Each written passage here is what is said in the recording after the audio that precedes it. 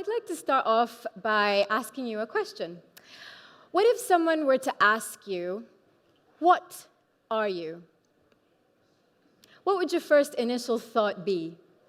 Would it be, I'm a woman? Would it be, I'm British or Spanish? Would it be the interests that you have? Would it be your job? Would it be a mixture of all of these things? So, what are you? I am unsure. So if, like me, you're having trouble answering this question, let me ask you another question. Who are you? Does this sound like a question that you could maybe begin to answer? Or how about, what does it mean to be, or how does it feel to be a human like you? As human beings, I would argue that one of our primary drivers, beyond eating, sleeping, and procreating, is actually our curiosity. We spend a great deal of time trying to improve our existence, or better yet, trying to find meaning in it. A characteristic that helps us find meaning is our other primary driver, creativity, our ability and need to create. We absolutely love it. Contrary to conventional belief, creativity isn't only the realm of artists. We all need it in everyday life, and it comes in many different guises and facets. So whether it's preparing the perfect pitch for your client or your boss, or whether you're trying to think up of what to cook, a perfectly balanced yet tasty meal for your friends and family, we need it in everyday life. And it's been something that's consistently inspired wonder, and psychologists began initial investigations by looking at case studies of famously creative individuals. And now it's being excitingly scrutinized by neurobiology. What we're finding out is that creativity is actually a syndrome, a host of different characterizations that allow us to remain flexible and adaptable. It leads to our mental well-being and resilience in an ever-changing world. It's actually amazingly good for us. As human beings, we're also natural pattern detectors. We like to look around in the world around us and connect and contain lots of many different elements. So the question is, why do we have a systemic attitude towards favoring self-contained silos of boxes of knowledge that don't talk to each other? This is something that's endemic, all the way from our education system through to governmental policies, and most damagingly through to our personal perceptions. What are you? Was the first question that I got asked in secondary school when I arrived in England. It wasn't where I was born, and it was a land with a sea of unfamiliar faces that I'd moved to when I was 15. But over the next 15 years, it was to become my home and synonymous with an instinctive journey to change the question, what are you, to who are you? I was born in the deserts of United Arab Emirates to a Bangladeshi medical doctor and a classical singer with a humanities degree. I was fortunate to have amongst my friends a very diverse and international community, much like you guys are here today. And the thought never crossed my mind as to what box I neatly fit into. Crossing interests in learning came naturally.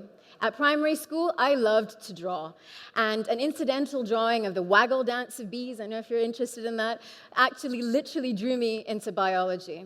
In secondary school, it was the logic statements of philosophy that paved the way for physics, and it was the theatricality of school plays that got me to do my first two-line musical compositions. It is still drama and narrative that very much inform my music, but it took a long time for this learning to translate into a truly cross-disciplinary storytelling practice. I first had to overcome personal and professional perceptions that favored these neatly contained silos of knowledge. I had to overcome these, and it was a very real obstacle to my own image of who I was, and to lead to the thought, I am possible. Those early roots certainly sowed the seeds, and in my scientific career, I followed my head down a passionate and boundary-crossing inquiry. I started off as an undergraduate looking at proteins and genetics at a molecular level within subsystems of subsystems. I ended up doing a physics elective looking at the theory of knowledge and existentialism of life, which gave me a taste to look at the overall picture through neuroscience, before finally finding my home in my PhD in complex systems, which is the science and the physics of whole systems. At the same time, I also followed a full-time career as a musician and an actor, and this was deeply enriching for both my creativity and my curiosity. I followed my heart down all manners of very, very colorful paths. If you can imagine myself sitting in a tiny little room with a rhythmic ceiling fan, playing the sitar, which you actually have to sort of precariously balance yourself doing. It's sort of like an Indian guitar. Stroke lutes. Hopefully nobody will kill me for saying that. But, you know, it's tucked away in Old Town Dhaka to being the lead of a 24-part BBC drama series that was shown to 50 million viewers worldwide. So if you can think about Scooby-Doo or X-Files or Buffy the Vampire Slayer all rolled into one, this is Southeast Asia's answer to their supernatural detective thriller. So it's been fun, and following my head and my heart has made me trust myself. So, which brings me to the point of scientists and artists share the same curiosity and desire to pursue the unknown. How they approach this unknown and the tools that they use differ, but what if they were brought together? What if these different creative areas were brought together? I believe that our society is on the cusp of recognizing that after a long period of incredibly fruitful specialization, which is brought about because of industrialization, we now need, in order to build upon our achievements, to fully enhance and heighten our daily experience and be more human than ever before, and in short, to fully complete our potential, we need to break down these barriers, these seemingly impossible barriers between different disciplines, and allow a genuine dialogue to occur. So take Leonardo da Vinci, for example. I think many of you will know who he is, but he took mathematics, engineering, and art to become one of the greatest innovators of all time. He did this by engaging different creative processes and different parts of his brain through these different disciplines, and this allowed him to achieve a more full vision. So despite a plethora of these examples, when we think of a creative or being creative, we still constrain ourselves to the idea of the artistic process, or maybe a UX, user experience designer, or maybe even a marketing executive. Whereas perhaps the most creative examples amongst us are those that connect different worlds. So in investigating creativity as a topic, as part of my PhD, the PhD in essence had to be multidisciplinary. I took an element of it in the academic institution of Imperial College, where we looked at the neural processes, physics, and systems of musical creativity by looking at musicians that were recruited via the Performance Institute of the Royal College of Music. So in this, I married my two passions of music and science to try and address a deeply existential experience of creativity. Art helped science, helped philosophy. So it was this marriage of subjects that again piqued my interest, creativity, and curiosity, and I thought to put the academia into practice and founded my own company called Jugular, which is the vein over here that we all have, joining the head and the heart. And the point here is it has a vision to showcase and develop rich interactions between cutting-edge science, philosophy, and newly commissioned performance. The idea is that art, science, philosophy, and entertainment are all equally valid and fundamental parts of culture, most fruitfully pursued in dialogue with the others. So one of the things that we've done is experimented with many different styles, including having a secret immersive warehouse rave about physics. And what I'm about to show you, hopefully, is a video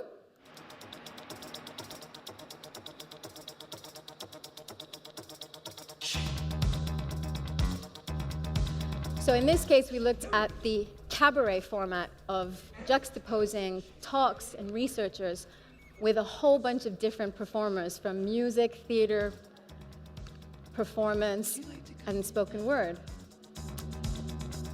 Would you like to come in? Re-editing the past. They're very like, very dangerous for eyewitnesses. Would you like to come in? Lots of people in the past have been convicted of murder they did not commit.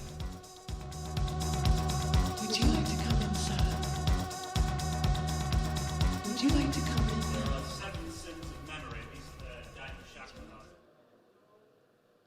So in this case, we showed you a cabaret format, and one of the things is trying to find novel ways of including authentic scientific voices into the narrative. A lot of people tend to focus on the autobiography of the scientist behind the concept, whereas we choose to seriously engage in depth with the concept itself. So what you saw there, for example, was us working with our long-term collaborator, Hugo Spears, who's a memory scientist and whose work on place cells and navigation, which deals with the way that we map our external world in our internal mind through the memory system. We actually resulted in a short playlet. What you saw in there was a couple taking a little pill. And so we imagined, I don't think this is going to work. Yes, okay, it is. We imagined this couple taking a pill called Irazodam, where if they took it, they would be able to forget the argument that they just had and reimagine the evening as they wished it had been. So if any of you have ever been in a relationship, you could possibly think that this is a godsend, because who wouldn't want to forget an argument? But in this case, we thought about, we led on to the application and thought about what you're actually doing with Irazodam is laying down a false memory. And as you can see on the right-hand side, for one of the characters, she still has this niggling feeling of what the reality of the situation is. Having this false memory with this reality that's different causes a physiological dissonance and difference. And so eventually, if you have to think about it, memory systems and social behaviors are something that has evolved side by side. And something that could seem like a godsend, tampering with it, could possibly lead in unexpected and even unwanted results. And in fact, take our concept of memory, for example. We tend to think of it as an accurate logbook that's chronological and in order, where we can just pick something at will, and it's pristine and accurate in its complete form. What it really is it's more like a fragmented mirror. The way that our memory works is that it has the process of storing in many different parts of our brain, not neatly like in a little shelf, and also the recall of that memory also requires the brain to take it from all these different parts of the brain. So there's chances that it can go wrong. And so we looked at this idea, we rewrite our memory, not only consciously, but also unconsciously. Every day, whenever something happens, we rewrite it so that we are the stars of our own show. We love to be put in the best positive light. But the subconscious thing that happens is when you're asleep, you have light sleep and deep sleep. And in one of these sections, your brain is actually replaying to you the events of the day at a very great speed. So could we have the sound, please?